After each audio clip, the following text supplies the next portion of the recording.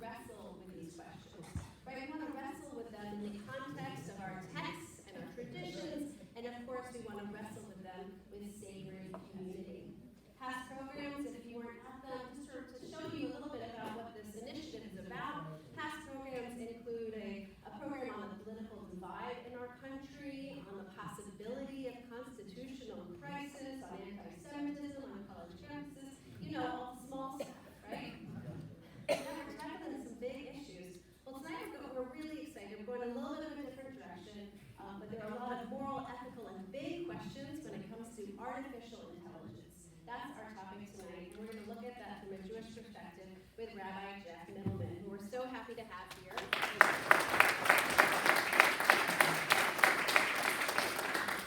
Just an additional note about how tonight's going to work. Rabbi Middleman will speak first. He's expecting you to speak with him as well. You should have text sheets in front of you, and if you don't have any, there are some extra sheets and some of the additional tables here. Feel free to grab them. And then what we're going to do is, after we have about an hour plus of conversation with Rabbi Middleman, he's going to stay. We're going to have small group conversations at the tables, facilitated conversations, and he's going to do his best to go table by table to be in conversation more intimately with you. So that is what our evening is going to look like tonight. Good plan? Awesome. Well, let me just give a short bio, a very short bio. I know you all read it as part of coming tonight, but just Rabbi Jeffrey Middleman is the founding director of Sinai in Synapses. If you don't know that organization, look it up. It's incredible. It's an organization that bridges the scientific and religious worlds, and it's being incubated at GAL, which is the National Jewish Center for Learning and Leadership. You've written, you're published in books and articles. You can find him like in the Huffington Post and on My Jewish Learning. He's an adjunct professor at both HUC-JAR, that's our alma mater. We actually crossed over a little bit in school.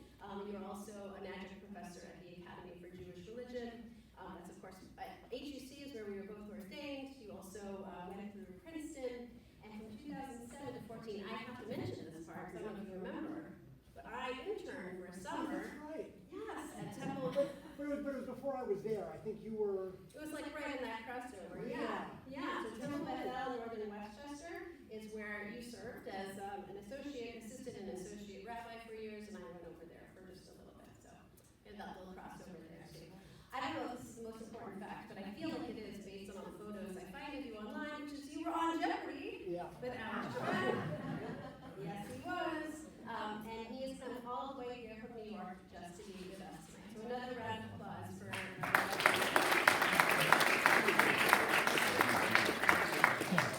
Thank you, Rabbi Middleman, and thank you all for joining here. I have known you, I guess we met in Israel since 20 years. We overlapped and was clearly going to go far. She's been a fantastic rabbi. I hope you all know how lucky and blessed you are to have you all. And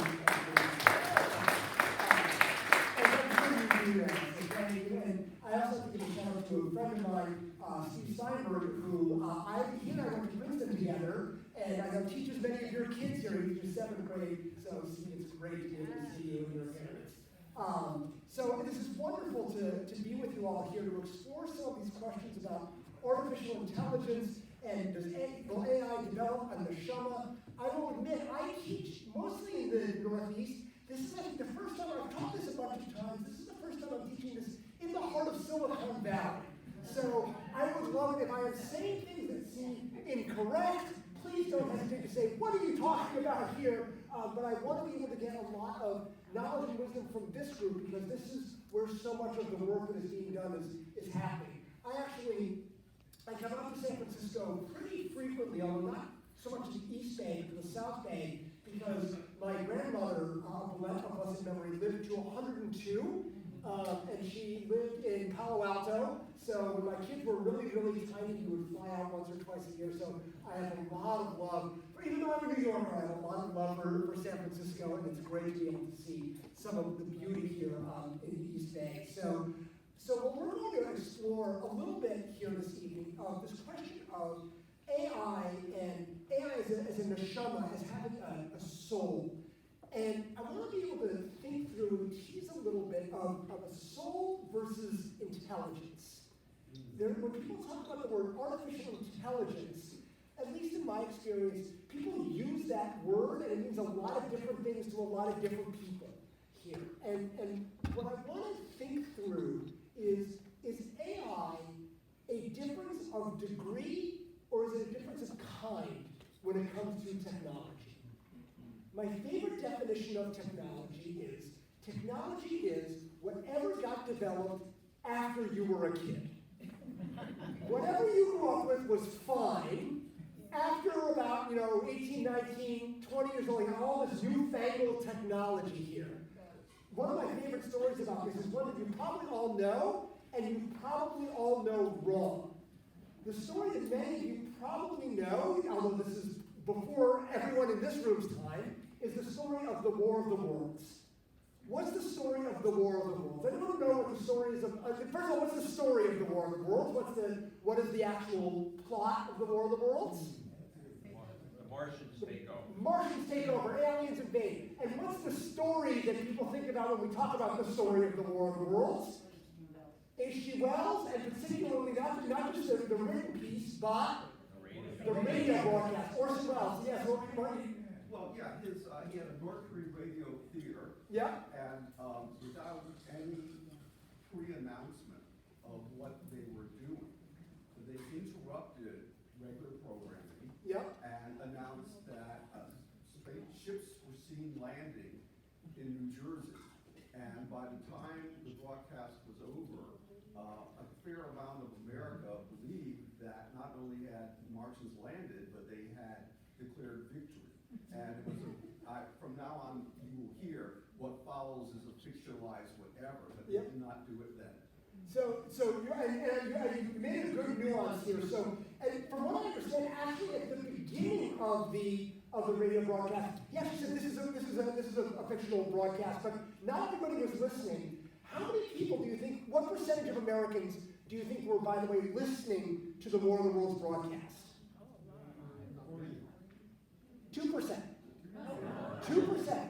Why? That like a shocking piece. And what's the other, by the way, what's the other story that people know about War of the Worlds? That there was panic in the streets, mass hysteria. No. There was not. Now, there were a bunch of calls where people said, wait a second, I thought this was accurate. There were a lot of phone calls that went into there, but only 2% of Americans. Why? Because Edgar Bergen was happening at the same time. And that was the #1 radio show.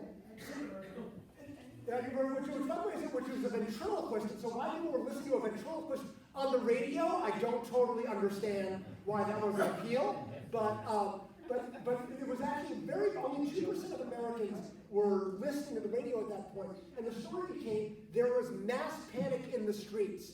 So the question becomes, who said there's panic in the streets? Where did that story come from?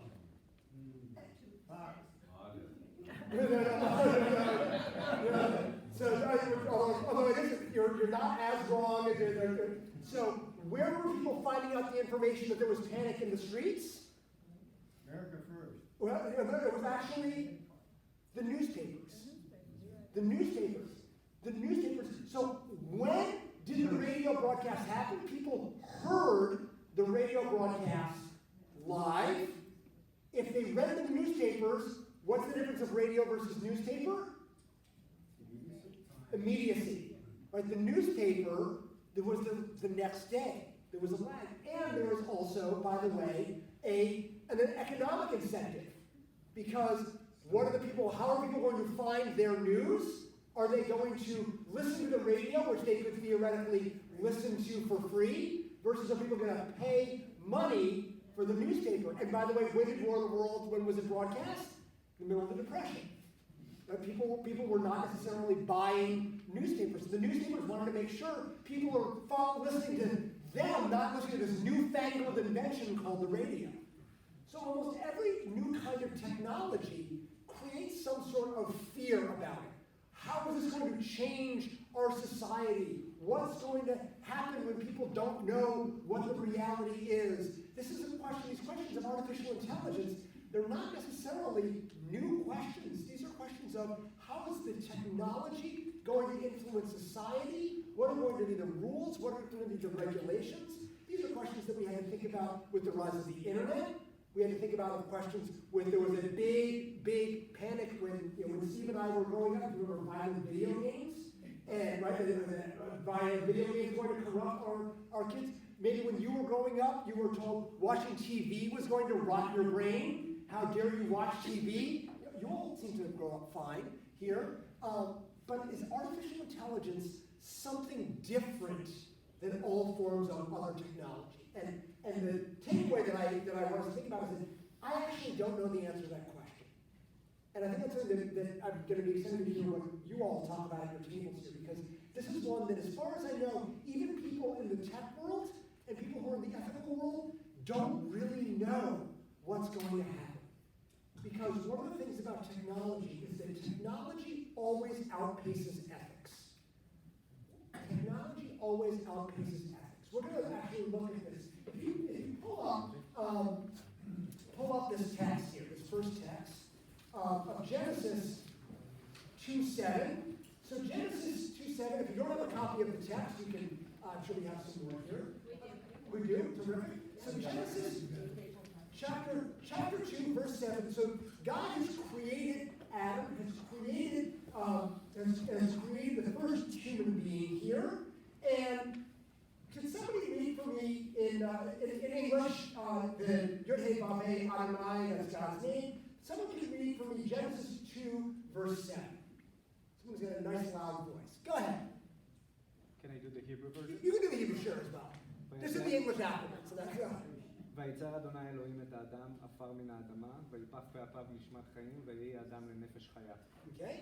Thank you. Can you read the English too? Yes.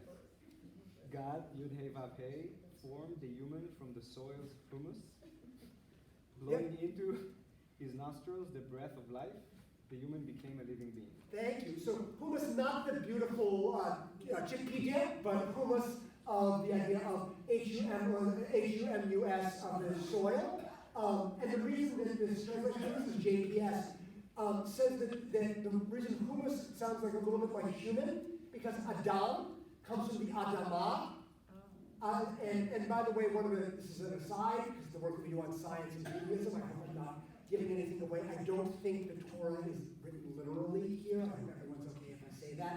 That the first two human beings didn't really actually necessarily exist in real, because the first human beings in English are Adam and Eve, which translates into English as human and being. Chava means being, so Adam means human. Eve, Chava means being, so the first human beings are called human and being. These are meant to be stories that are kind of instructive. So the word of humus is supposed to teach us the human here. And how does God create human beings? What is it? Creates them from the soil, but what makes them a living being? The breath. The linshon. And so linshon means that's where the idea of the soul comes from. And so when we think about what happens what makes us uniquely human, at least within this text, is the neshama, the breath that is here. And I'm curious, I want to think about for a second, I want to unpack, and I'm curious of a difference of human intelligence versus artificial intelligence. And I don't love the phrase artificial intelligence. Let's say computer intelligence here. Human intelligence is carbon-based. Computer intelligence is silicon-based. So are there differences, at least in your mind, of the breathing in? Is there something uniquely human about the breath that distinguishes human intelligence from, we'll say artificial intelligence, because that's the phrase that's used. Are there differences that you see of the idea of a breath that comes in between human intelligence and artificial intelligence? Think about that for a moment here. As people reflect. Of being meat-based versus being, they talk about meat space as opposed to cyberspace. Yeah.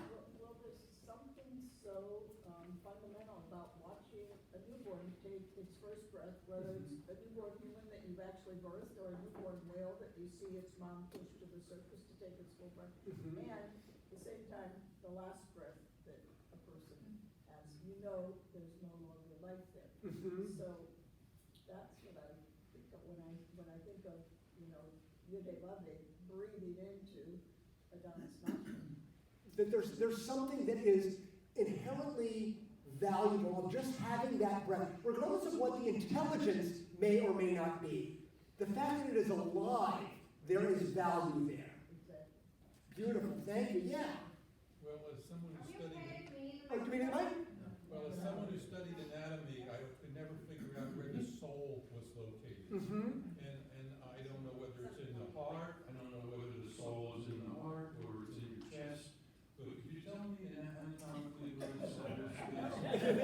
So that's a question that I actually really grapple with, and I don't know, and I don't think, at least I don't think the soul is something that is anatomical in the same way that a mind is not necessarily anatomical. There's a definition that one says is the mind is what the brain does, and the mind in a lot of ways, and you can link up the mind and the soul as kind of a process that's there.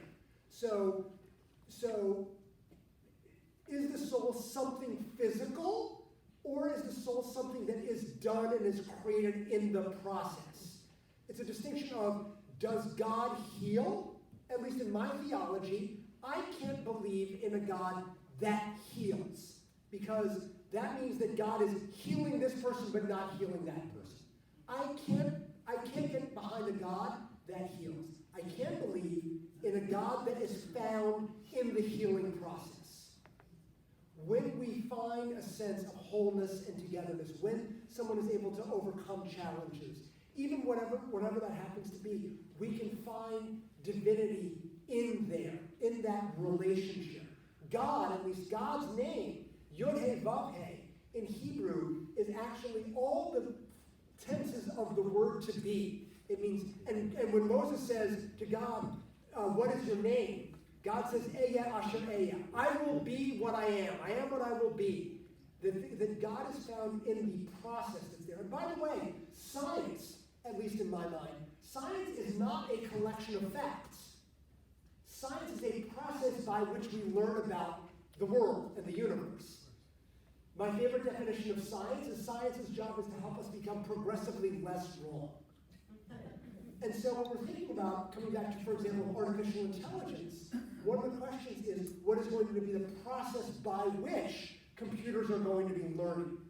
And so that is, intelligence is also a process that is there. So I don't think the soul or intelligence exists by itself. It comes through the process by which we learn. So that's an element of where we can think about the growth of, now does that mean that will intelligence develop a soul? That's a different question. There are a couple of, Human intelligence seems to be more fragile than silicon. In a way, like if you, I said that human intelligence would seem to be more fragile in a certain sense. Like if you have something written on a computer, you save it, send it to it, it's always the same. But if human beings were to tell a story and you just out of memory and you tell it to another person, it's going to change, it's going to vary. There's something more consistent, I think, in silicon intelligence than in human.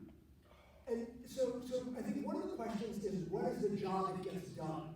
So there's a line, and I hope this is correct, that generally what is easy for computers is really hard for humans, and what's really hard for humans is really easy for computers.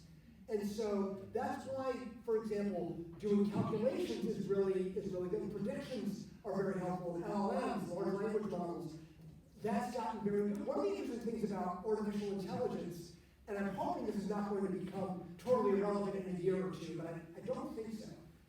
When people talk about artificial intelligence and how good it is, artificial intelligence, at least in my experience, is, and at least large language models, which if you use ChatGPT or Claude or different places like that, they're really, really good on written language.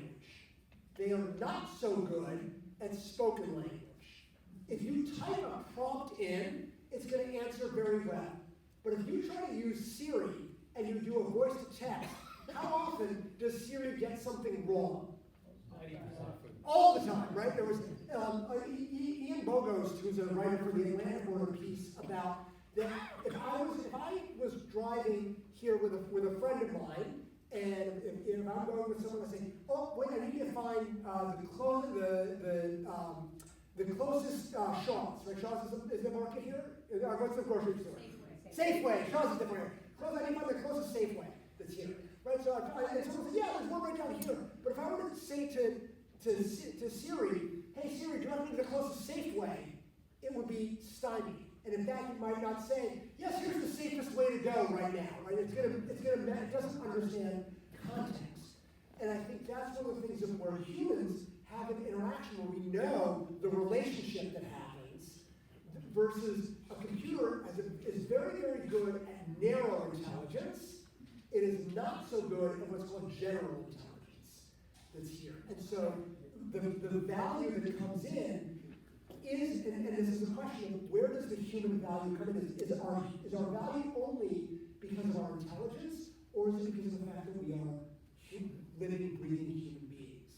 So it's an interesting question. What's fragile, and what's effective, and what's not effective from different perspectives. Let's see maybe one or two more hands. I think there's one over here. Yeah, so,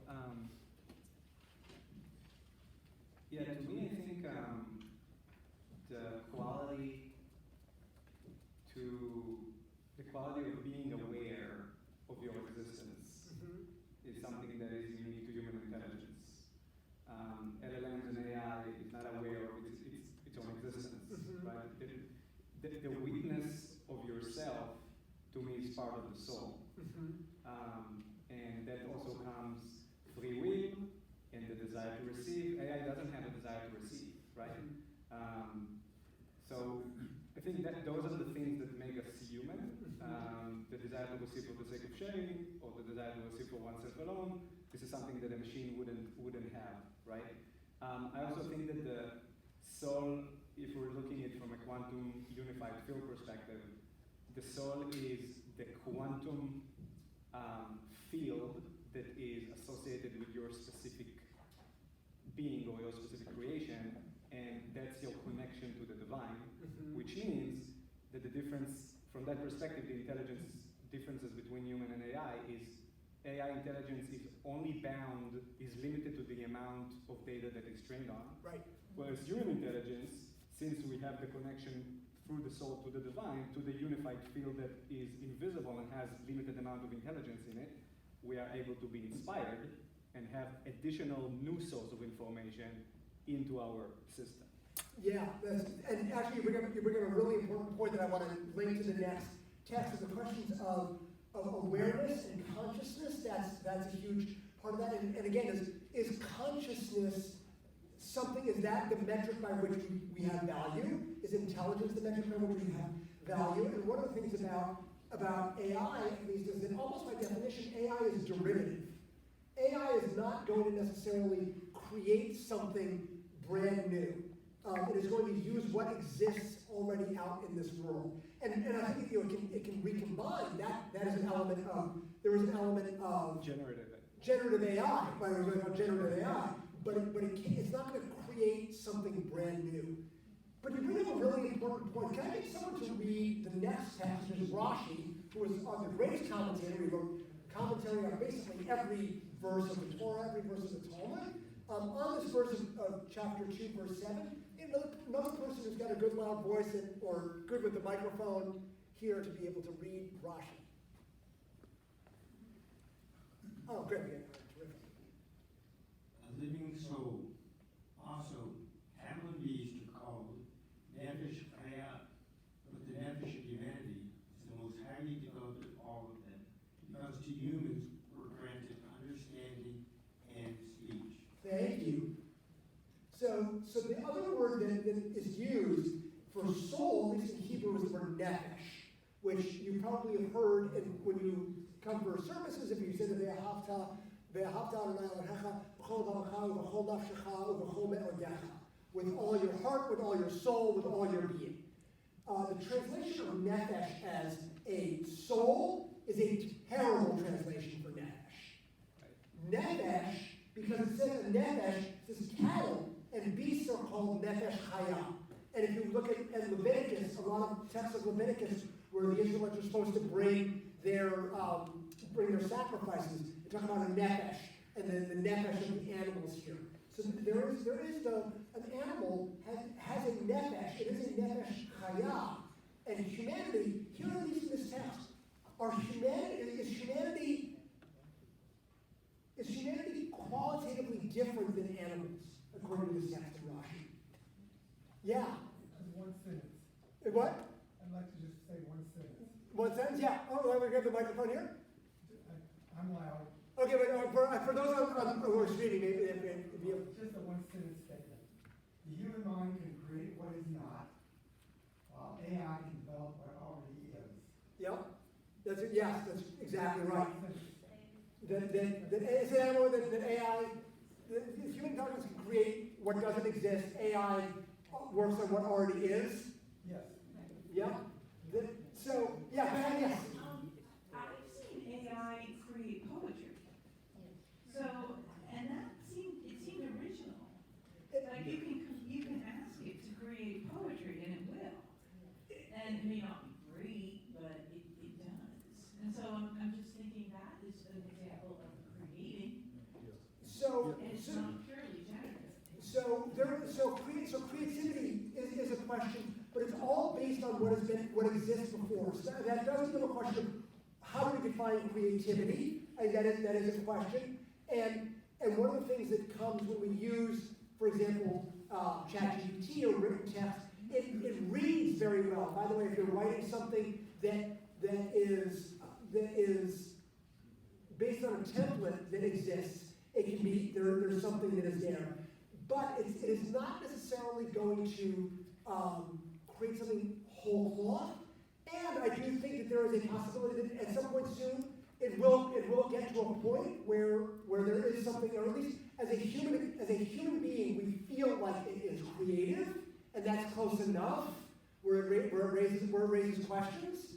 And so I don't think that creativity is going to be the metric by which we look at what human values are. I don't think intelligence is going to be the metric, because if you say, well, wait a second, if all it is creativity, if AI does something that for us feels like it's creative, that's going to lessen what human beings are. One of the things that you're actually bringing up is a really valuable point. People talk about in science the idea of God of the gaps. People have heard of God of the gaps. God of the gaps was the idea of like science can explain this, but whatever we can understand, God doesn't. And then what happens with science? It advances. It advances. I mean, God gets smaller and smaller and smaller and smaller. The more that science explains, God becomes smaller and smaller and smaller, if that's your theology. People talk about the idea of AI being the human of the gaps. That whatever AI can't do, that's what makes humans unique. And then we find that AI is actually able to do so much of those questions, which makes humanity become smaller and smaller and smaller and smaller, if we view it only through the lens of creativity.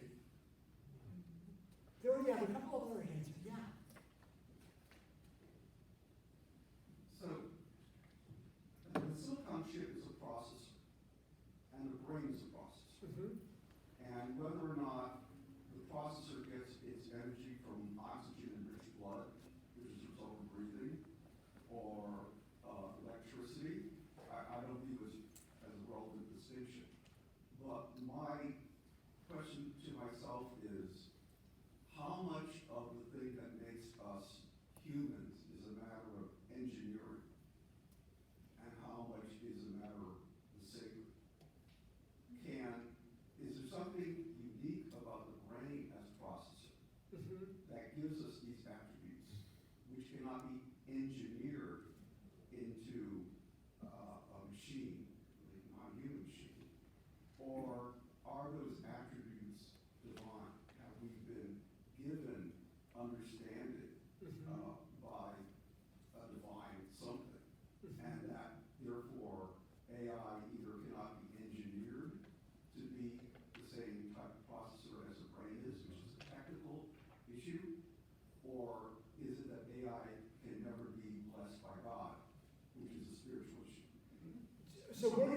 1 second, we're going to get to our main text that we'll look at. That's a huge point of it being instantiated here, of where our intelligence comes in. And the question of energy is a huge one. So yes, I think it's going to be in the top line of my obituary is when that I was on Jeopardy. I finished in second place. I'm also happy to talk about that. But if you remember, about 15 years ago, there was a special episode of Jeopardy that was filmed near my house in Westchester County, New York, with Ken Jennings, who's now the host, Brad Rutter, who was the highest winner at that time, and IBM's Watson.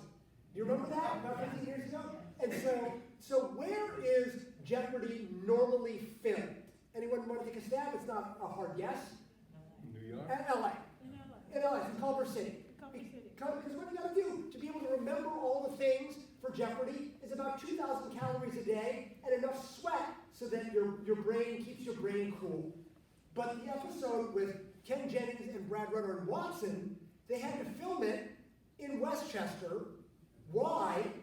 Because they needed a whole room for the cooling that all the energy that Watson was going to require.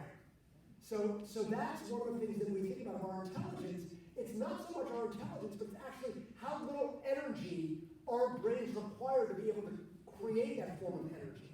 Versus AI, and we think about, one of the things that more people have been talking about is the environmental impact of AI. Right? How many, the data centers that come up. So what you're bringing up is a key thing that we're going to look at, which is what's the relationship of the body versus the soul. And so I want to come back to this quote from Rashi, because that links to what a couple of people brought up. This idea of cattle also being a nefesh chaya, like human beings. Does Rashi say that human beings are qualitatively different than cattle?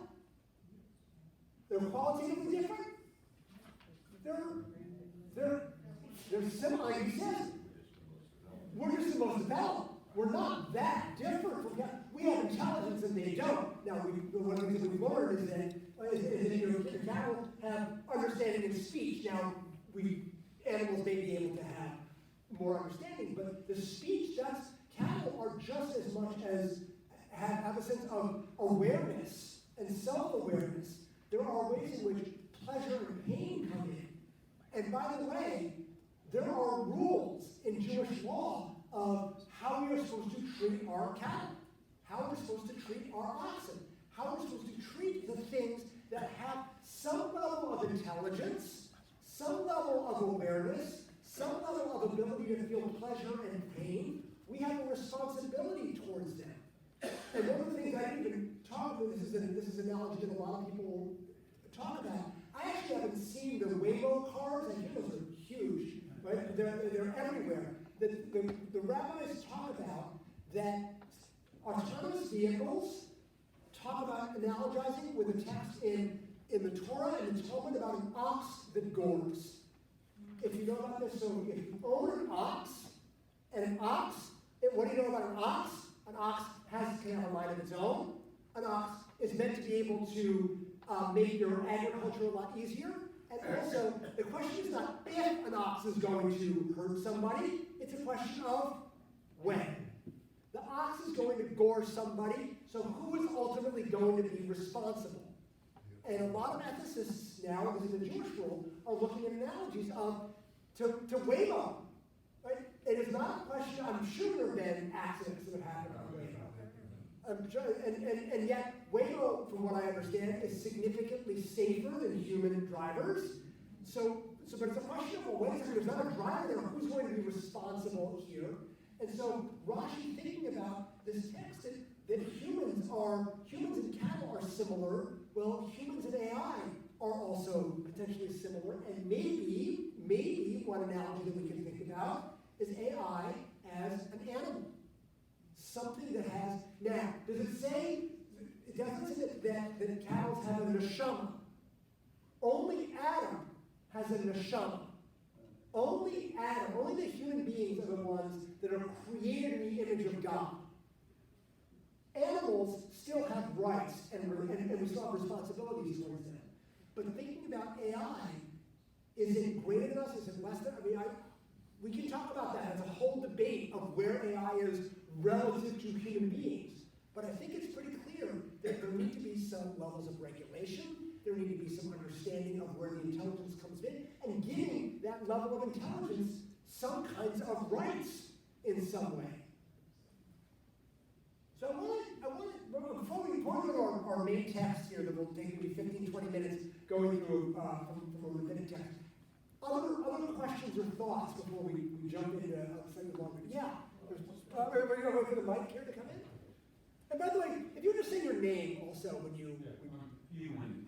I remember being in museums where I would look at a piece of art, particularly the human body, and sometimes the naked body, and it's just stunned in the beauty. And that's God-given, but it's man-made in the painting. Mm-hmm. And if you go to France and you go to the great museums, it's really hard to even believe. Yep. So I just wanted you to comment on that if you could. This is man-made, but it's the human form that they're copying. So if I understand your question of questions of beauty and human-made versus divine-made, and actually thinking about intelligence, that, again, I'm trying to give a lot of analogies to be able to think about AI, and these are questions that are not necessarily new questions here that the rabbis have grappled with, that God created human intelligence. In some ways, human intelligence is divine artificial intelligence. God implants intelligence in human beings there. And then the intelligence does its own thing. God doesn't necessarily like what humans do. In the same way of what humans are doing, are we creating artificial intelligence in our image, human being, in the way that God created humans in God's image. And I think one of the things that is a distinction of human versus AI is I think that, for example, AI can create artistry, whether that's written or visual, that is beautiful, that we can say is beautiful. But I don't think AI can appreciate beauty. AI might be able to create it, but it's not going to be able to reflect on it. It's not going to necessarily, quote unquote, feel something. So there's, again, these questions, they're not bright lines, but that is a question of what is created and what happens when we potentially lose control of that creation. That's Mary Shelley's Frankenstein also. That's why that's the story that's about. What happens when the creation takes over. Yeah, two more questions, and I want to make sure we get through our text. I just don't know that we know that AI can't feel, and we don't know this. Mm-hmm. And unless we've spent a lot of time around AI, I think that, and I haven't, I've used it in a limited capacity, but I feel like we don't know a lot of the things you're saying that AI can't do this. And it may be able to in the future because it's constantly evolving, and it's designed to evolve. I think that's a great point. That's why I wanted to say at the beginning, I'm really hoping that what I say is not going to become irrelevant in 5 years, because that is one of the open questions. This is why this is such an ethical, moral question that is so crucial right now. Because I'm from New York. I'm a big Yankee fan. Yogi Berra once said, "It's really hard to make predictions, especially about the future." And yet, there have been so many promises of AI that have been promised for the last 50 years, 30 years, 20 years. Watson, for example, there was a big promise of it is going to give us conversations in natural language. And people were saying in 2010, people were saying in 3 years, in 5 years, this is what's going to. I think that's happening. Yeah, I mean, it's getting better, but I think there's a really valuable critic of AI named Gary Marcus who's talked a lot about this. That it's not necessarily that it's going to get better with more and more of a data set. There may be actual limitations, and at the same time, there are conversations that need to happen of what we put pauses on so that we don't end up going down a way that we can't, where we end up flipping a switch that we can't flip off. Undo, that's Right. right. Right. That's the concern. Right. Yes. So somebody else. So I want to look at, this is a text that actually, Rabbi Coleman and I think we actually studied this text in Jerusalem, if I remember. I don't know if you remember this text, but I remember studying it in Jerusalem. So I mean, apologize in advance because it is, the language is a little bit ableist. It talks a little bit about language of blind and lame, but again, we have to sort of understand where the rabbis were at this time. And it's an argument between a rabbi and a Roman emperor. Roman emperor named Antonius. Now, if you know your Roman history, you will know that there was never a Roman emperor named Antonius. So this is fake news. But Antonius is designed to represent Greek thinking. Some people think it maybe represent Marcus Aurelius, who was a philosopher as well. And they talk about Rabbi Judah Hanasi. Judah Hanasi is arguably, you can argue about this, but he's arguably the most important rabbi in all of Jewish history. In fact, he's often just called rabbi. He was the one who redacted the Mishnah, which then became the basis of the Talmud, which became the basis of Jewish law. So he's arguably one of, if he's not one, he's in the top 5 of most important rabbis in Jewish history. And he comes up, there are a lot of arguments between Judah Hanasi and the Roman emperor here, arguing over a variety of different topics. Rabbi Judah Hanasi always wins the argument here, but they're arguing of Greek thinking, or Greco-Roman thinking versus Jewish thinking. And here they talk about the body and the soul. The idea of a body and a soul, of those being separated out, that's not a Jewish idea. That's a Greek idea that then got adapted into Christianity, because Christianity was a combination of Judaism and Greek thinking. The idea of a body and a soul, that's Plato. Plato's idea is that the body and the soul are separate. That's not really Jewish, and yet it becomes a little bit Jewish because everyone was thinking in Greek and Roman times in this world. So can I get someone who doesn't mind being interrupted a lot to read this text from the Babylonian Talmud of Sanhedrin 91a? Someone who doesn't mind my stopping them a bunch of times. All right, go ahead. Thank you. Apropos exchanges with prominent Gentile leaders, the Gemara cities cites an exchange where Antoninos, the Roman emperor, said to Rabbi Yehuda Hanasi, the body and the soul are able to exempt themselves from judgment for their sins. All right, I'm stopping right. I just want to make sure everyone's understanding what's going on. So what are they arguing about here?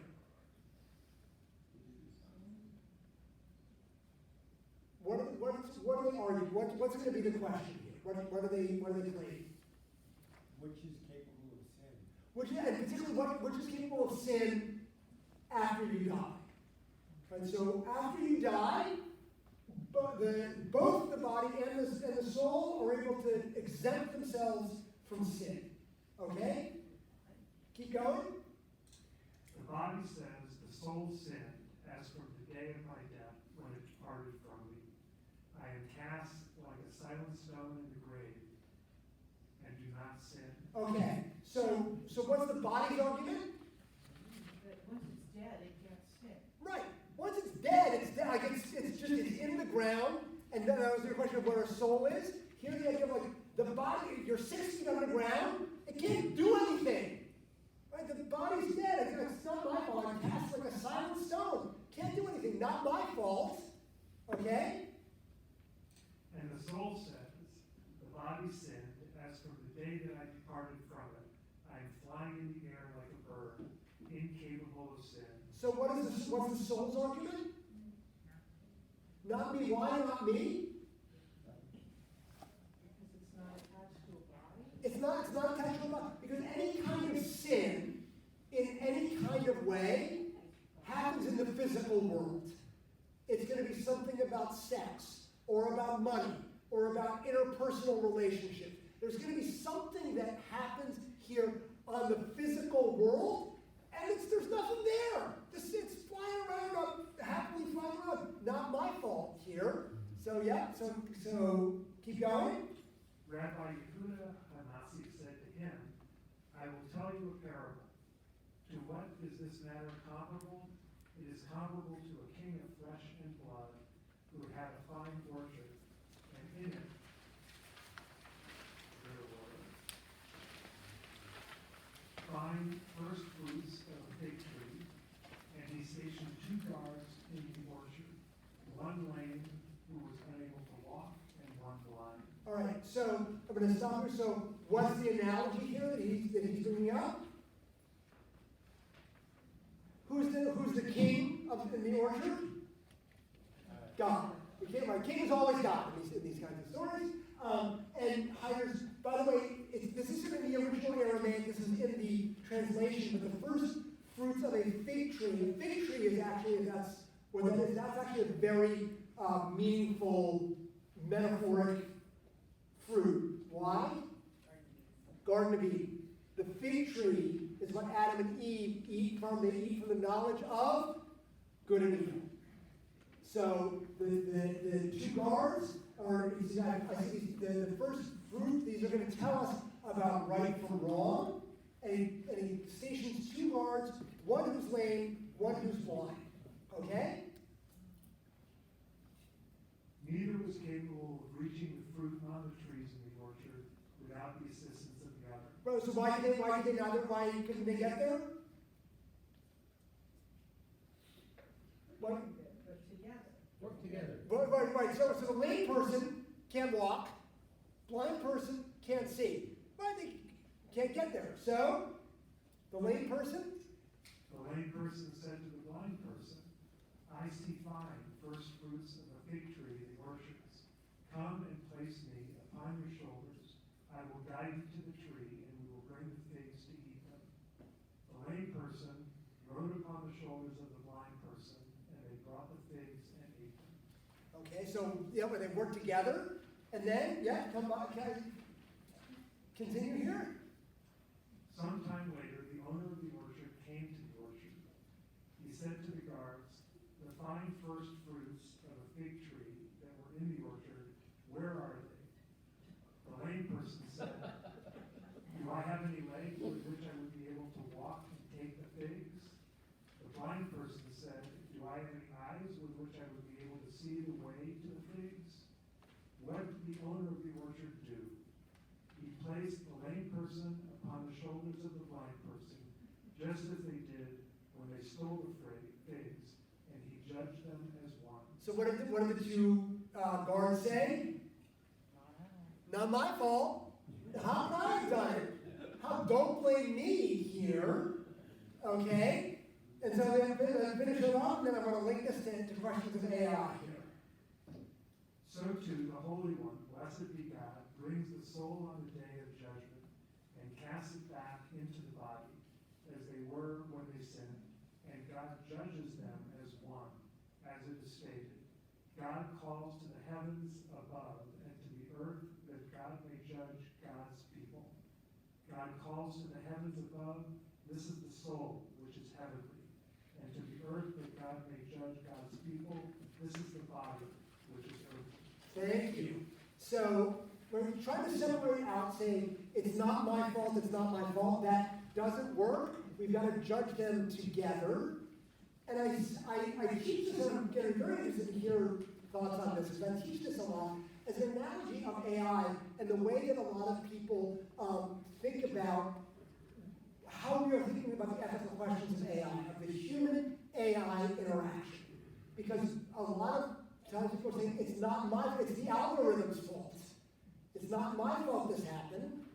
And some people say, well, it's only as good as the humans are there. But some people will say, no, hold on, the algorithms are creating all of these issues that are happening, whether that's doom scrolling, whether you think about all of the challenges that are happening with the rise of AI.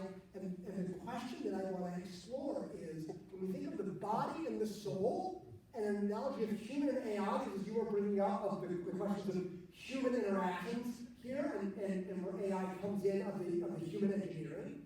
Human and AI, body and soul, which is which in this text? Is AI the lame person? Is AI the blind person? Are humans the lame person? Or are humans the blind person? And by the way, when I So I'm interested to hear, do people think of AI as something that can't walk, or AI as something that can't see? Or are humans the ones who can't walk, and humans the ones who can't see? Yes. So, all right, so, hold on, yeah, I'm going to put Jeff on the spot, yeah? No, I mean, I think it's both. Sorry. I think it works both ways. I think that you could view either as either. I think that AI, at least right now, can't think for itself. So, I mean, it can't see what it's actually doing, but it also can't control what it's doing, like the brain aspects. But I think that people are in the same situation because, like we've all said, we don't know where this is going. But we also, I don't know. I mean, there's a lot of unknowns on both sides of it here. Thank you. And also bring up the important point, which is the key thing in what the text is that it's both, right? The judgment comes together. You can't separate out the human and the AI if we're looking to be able to find judgment and at least looking at questions of moral responsibility. And that's a question that because we judge humans differently than, for example, we judge animals there as well. So we're looking at that link. But it is a question of it's almost like a Rorschach test that you can see, is this a question that's happening in the body? Is it a question that's happening in meat space? Is it an issue that's happening in cyberspace? I have my own thoughts on this, and I'll add in a second. I'm curious as to other thoughts. I see a couple of hands in the back here.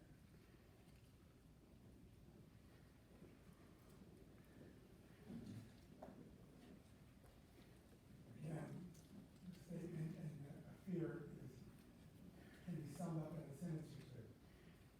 And that is, does AI serve us, or do we serve AI? Yep. You can just think of movies in the past that identify this, like iRobot is an example of where AI started to take over. And so that's really the big question. So you raise this question, are we serving, is AI serving us, or are we serving AI? And I want to draw an analogy, though, of there's a question of anything that humans create also co-develops. And if you think about, again, I want to think about this on a long-term scale of another technology that's huge, which is agriculture. So wheat, for example, before it was domesticated 100,000 years ago, it was basically an animal. Humans cultivated it, and how much do humans serve wheat? And how much do we use wheat to serve humans? And how much are we trying to take care of the wheat that's out there? We think about dogs and cats and animals that we're with. If you think about what dogs and cats were like 50, 100,000 years ago, how much do we? I'm not a huge dog person, but if you are a dog person, you may try to think of how much does your dog serve you, and how much do you serve your dog? So it's not, so there is a question of, we're always a little scared of an extent, there's always a fear of, oh my God, what if this takes over for us? And there are elements of where it already has, and we're not scared about it, right? We're not scared that our dogs are going to take over, but it is a question of is AI going to then leapfrog over where we are? That's why this is an open question. Like, we know dogs are not going to be taking over the world, we know wheat is not going to be taking over the world, but something that has an intelligence and at least a direction to it, that's where it becomes a little bit scary and dicey. Yeah, we're kind of a couple more hands. Yeah, go ahead. And just say your name. Hi, I'm your reader. I'm Peter. I'm the reader that did my. Oh, your reader, yes. So, you used the word fear when you were describing War of the Worlds and kind of how the society reacted to that. I think more in terms of abuse and abuse of the power of AI. And so my concern would be, how can the power of AI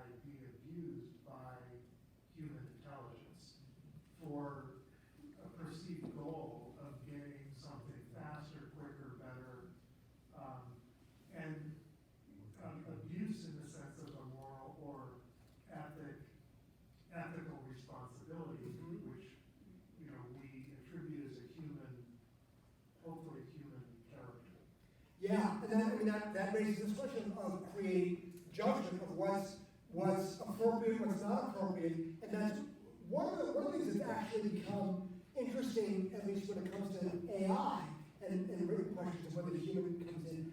Jewish law, and I know there are at least several lawyers in here, but a lot of Jewish law, for example, is algorithmic, as is a lot of law. If then.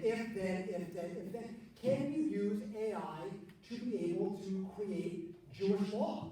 It's a question that's actually happening in the Islamic world and in the Catholic world, where there are laws that need to happen here as well. How much do we make sure that it is guided by humans versus the AI? That's why we're grappling with these questions right now. And on some level, there is value in offloading some of the intellectual capability, because we can't remember one of the things that with laws, being able to search all the cases that you could find that no human being would be able to do that, but being able to access and index all those questions, could you find something new that is there? How is it used? That's this question of the body and the soul. That it is both of those together. It is not just what the algorithm is having to say, what AI is doing, it's how are the humans using it? Are we using it appropriately? Yes. Last couple comments. I want to have one last reading, and then I know we want to have some conversations at our table. The parable involves two human beings. Yeah. One human being needs to convince the other human being to cooperate. The second human being has to decide that it's worth their while to cooperate. With humans and AI, at least at this point, AI doesn't know it exists, doesn't care, it's a little model. Okay, the human creates the model, and then the human rents the model out to other people to teach the model to learn. So it's a completely passive thing for AI. Now, at the moment, it's possible that AI does have some level of consciousness and decides to embark on its own. That's when the blind man learns to see and the lame man learns to walk. But the question is, will we ever cross that bridge? It's a great question. That's a great question. And that is an idea of where the neshama comes in. And I at least I'm a believer that AI is going to continue to increase and grow its power, but I don't think it's going to end up having a neshama, a soul. I don't, and that's something that I can't prove. That is something where even if it is able to have a level of intelligence is different than having a soul that is here. And so how do we make sure that if that bridge does get crossed, that we're walking together and not in opposition with each other? And I think that's one of the things that people are scared about of what's called artificial general intelligence, and then what's called artificial superintelligence. That people, there are some who are trying to be able to say, we want to race for an economic growth there. And what happens if we build something where there's an AI that comes and ultimately destroys us? There's an example, there's a philosopher named Nick Bostrom who talks about this as the paperclip experiment. That if you run a paperclip factory, if humans are running it, they'll say, okay, we have no paperclips, great, that's how we get to the market, let's make sure they're shipped, make sure they're all standard here. But if you were to say to an AI, I want to maximize the number of paperclips in the world, a human would be able to say at some point, okay, we got enough paperclips right now. An AI might say, wait a second, we need to make as many paperclips. Those humans are saying, stop that, we need to kill all the humans to make sure we maximize the number of paperclips in this world. And then they might say, oh, you know what, actually, paperclips are made of atoms, humans are made of atoms, maybe let's turn all the humans into paperclips. That's what people are scared about. If AI is programmed with a particular goal that doesn't have what we call fluid intelligence, being able to say, hold on a second, what kind of, we don't need this number of paperclips, please don't kill all the humans. That's why Isaac Asimov's book, I Robot, saying the three laws of robotics and don't let a human die. But that is that question. What happens if an artificial intelligence has its own goal that is not the same as ours? And by the way, we deal with this a little bit. They call it the alignment problem. That it's a silly one, but it's one that people talk about. I don't know about you. I use Waze all the time. But I was having dinner with Steve here. What was the call where we had dinner? It was Hideout Kitchen. And you go from Hideout Kitchen to here. And it was one turn to go from there here, and I put on Waze. Because I know, because Waze tells me it is going to be the fastest way to get from one place to another. Waze has an artificial intelligence to be able to optimize the fastest way to go. But if you're driving from here to Los Angeles, it's going to say, here's how you should go, optimize here. But what if you wanted to, I don't know, have a more scenic route? What if you wanted to be able to know that there's a friend that you wanted to see? What if you wanted to, there are all these different questions where your alignment is not going to be what you necessarily want. Waze will very often shave 30 seconds or a minute off that actually lessens the experience of driving. Or if we're watching Netflix, right? Netflix has an algorithm, watch this show. How often have you watched a show and watched and continued watching because you started watching and you didn't enjoy it all that much? Your alignment and the algorithm's alignment didn't align. Those are very simple ways in which that already exists.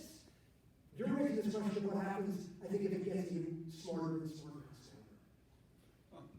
Oh yeah, last couple of comments here. Well, 1, 2, 3 here, and then. There was something I was watching on TV where they were saying, they were asking like artificial intelligence to solve the problem of world hunger. Mm-hmm. And the answer that they came up with was,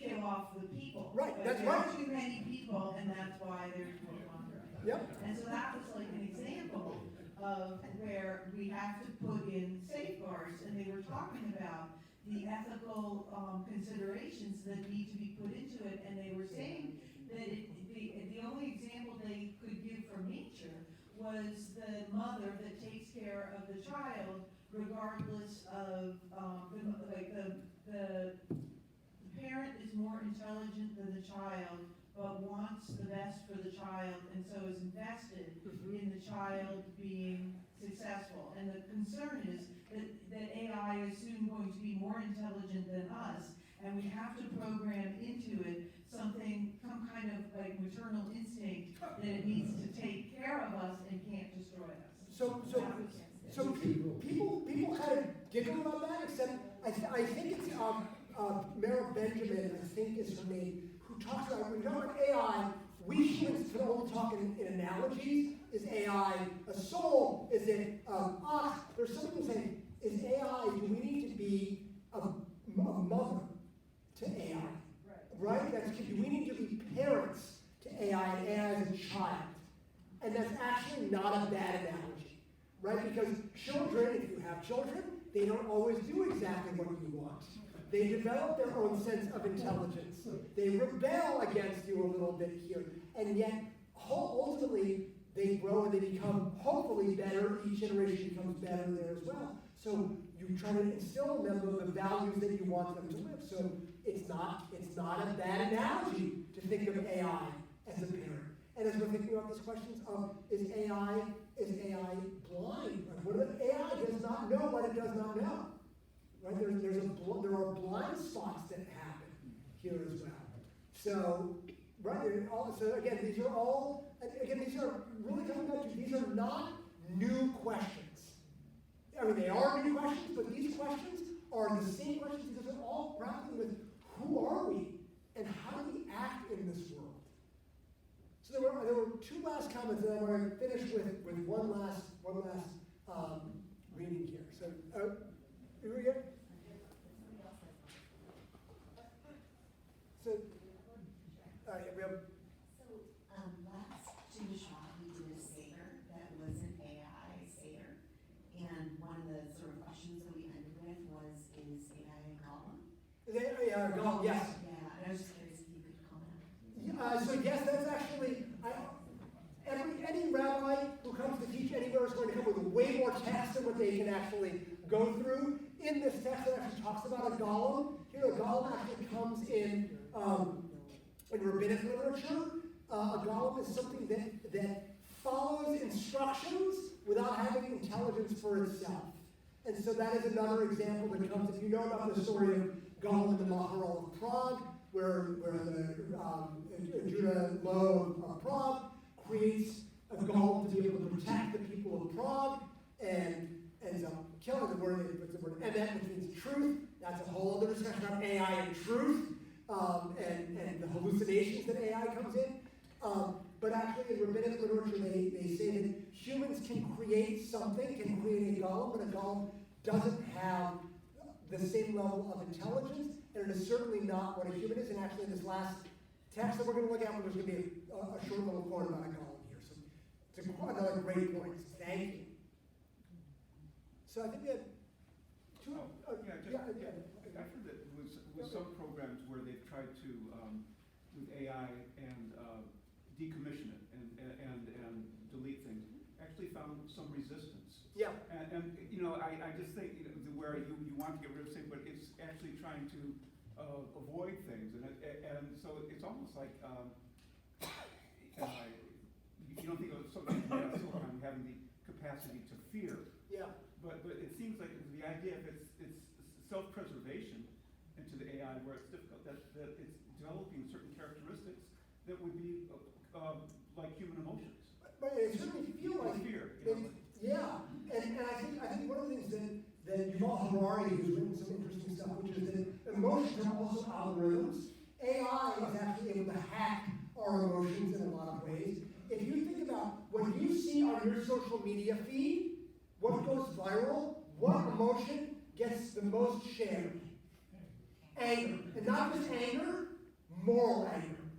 Moral righteousness. Now, does sharing a morally angry meme, does that actually improve the world? No, but what is it? It feeds the algorithm, which then gets eyeballs there, and virality and economics, right? So there is a way in which at least it feels like it's an emotion, and self-preservation. That's something that exists in the Silicon world as well. Last two comments here at this date. Then you get it. I'm concerned about AI misinformation and disinformation. Yeah. Can AI distinguish truth from falsehood? Yeah. AI distinguishing. So yeah, I mean that's a huge question, and it's also one of the things that is really hard for humans to be able to distinguish. Although there was an article in the Times just a couple days ago about AI by Tom Friedman, and there was an element of where you need AI to train AI. We will need AI to be able to try to distinguish misinformation and disinformation, but that's also a more societal question of where we find our truth, where we find our facts. It's a really complicated question. One of the things that was actually, I found it a little bit heartening. If you remember this, it was in January or February, when Kanye West had his ad on the Super Bowl, and it went only to his website, and it sold swastikas. And then there was a video that went by that there was a response to that where it was a bunch of Jewish celebrities doing something inappropriate towards Kanye West. If you've seen that, they were doing a hand gesture, a bunch of Jewish celebrities saying essentially what Kanye West was at. I don't like that. And it was Paul Simon and Mark Zuckerberg and Sam Altman and Simon and Garfunkel and lots of great people, and Michael Bloomberg, and it went hugely viral. But if you looked at it in just a couple of minutes, there's no way that Paul Simon and Mark Garfunkel came together that quickly and put their arms around each other. You know, if you've seen Michael Bloomberg, he, like, if he went there, he would go to the gym 4 days a week, 4 times a day, and yet people share that because they say, oh, this speaks to something, this isn't accurate, but it feels true. And then, right, it's dangerous because it taps into the moral anger that's there. All right, Stephen, and then I want to finish it. I was just going to say, I was thinking, it was interesting you were analogizing it to animals and looking at the ox text about, animals having some sort of soul but different from humans. Yep. And then also talking about how we domesticated animals, but they also evolved in response to us. Yeah. And I've often thought about, we anthropomorphize animals so much. Right? We look in their eyes and we think what must be going on in their heads as if it's human thought, but it's not. Yeah. But we impose a lot of that, and maybe we're doing the same. You can do the same thing with AI too, right? It feels like it's thinking like us or feeling like us, in the same way that you look at your dog and think, oh, he must be thinking X, Y, Z about me and how crazy I am. But who knows what's going on in the dog's brain? Right. So it was interesting to think about those kinds of analogies to AI. And that's exactly right. And that's thank you. And we are anthropomorphizing AI. The way AI thinks is very different than the way humans think.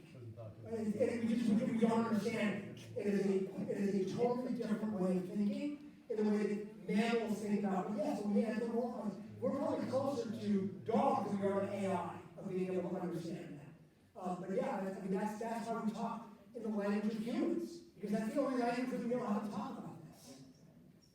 So before we take some time talking with each other, I do need to do just a little plug. I will say this. So once a week, our organization, Sinai and Synapses, we send out articles and writings on technology, but also about astronomy and astrophysics and psychology, and from different, we have rabbis and we have scientists and we have pastors and we have thinkers and we have like, oh, here's an interesting article. So we're going to pass around. People want to go once a week. They go Thursday afternoons, and our healings are not heard if you unsubscribe.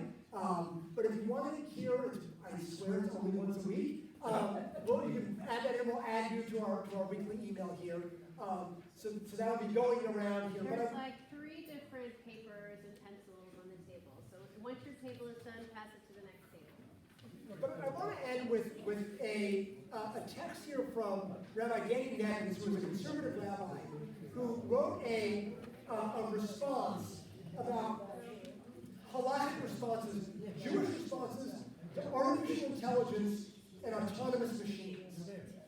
And he talks about that personhood is at the heart of our discussion of whether AI-directed machines can likewise escape their status as things and achieve something closer to subjectivity, like other animals.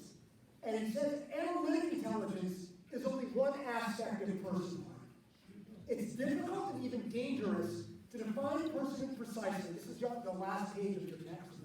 I was going to share one thing. Yep. Those wonderful plates of treats are coming out for those who would love to stay for the discussion. Yep. That's our nice treat for right after your chips. So while we're eating here, so you can be seeing that this is the last page of, it's difficult and even dangerous to define personhood precisely, since one can always find categories of people who lack an ability said to be essential. It's reductive to state that a person is a person born to a person, but that is a sense of the drasha seen before by Rabbi Tzvi Ashkenazi, which he talks about earlier. Another approach is to consider a person as a social construct. A person is an actor who relates themselves to other actors with responsibility and reciprocity. This understanding does not, however, apply to all and only humans. While some people are either temporarily or permanently incapable of such relationships, they nevertheless remain part of the class of people who do have such abilities.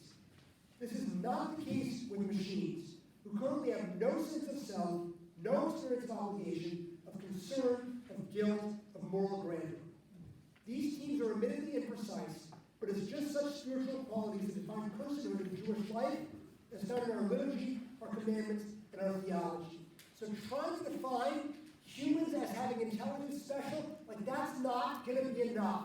We need to be able to think of what does it mean to be human, and we can't, and we shouldn't precisely define it, otherwise we're ending up in the God of the gaps problem. And as Nevins quoted Rabbi Abraham Joshua Heschel, considered the distinctive qualities of humanity in his 1964, 60 years ago, 1964 address to the American Medical Association, The Patient as a Person. In his poetic style, he writes, what constitutes being human? Personhood. The ability to be concerned for other human beings. The truth of being human is gratitude. The secret of existence is appreciation. Its significance is revealed in reciprocity. Humankind will not die for lack of information. It may perish from lack of appreciation. Being human presupposes the paradox of freedom, the capacity to create events, to transcend the self, the ultimate significance of human being, as well as the ultimate meaning of being human. Maybe wishful thinking, a ridiculous conceit in the midst of a world apparently devoid of ultimate meaning, a supreme absurdity. It is part of the cure to trust in the one who cures.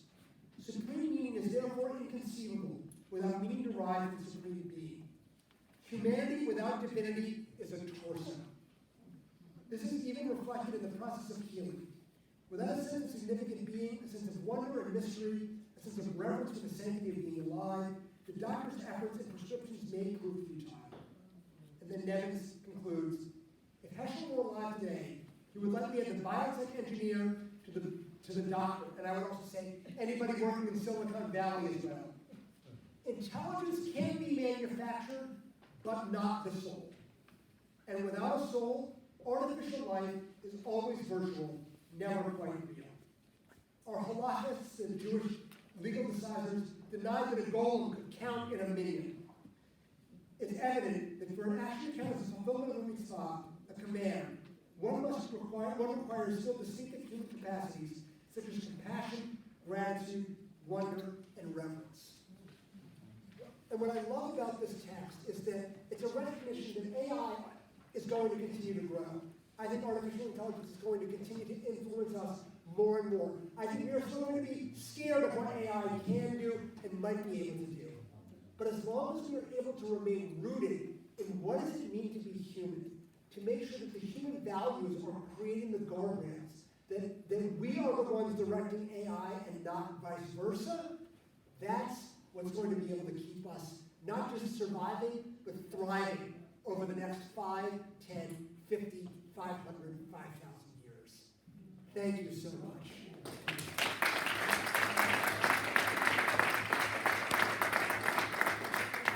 That was great.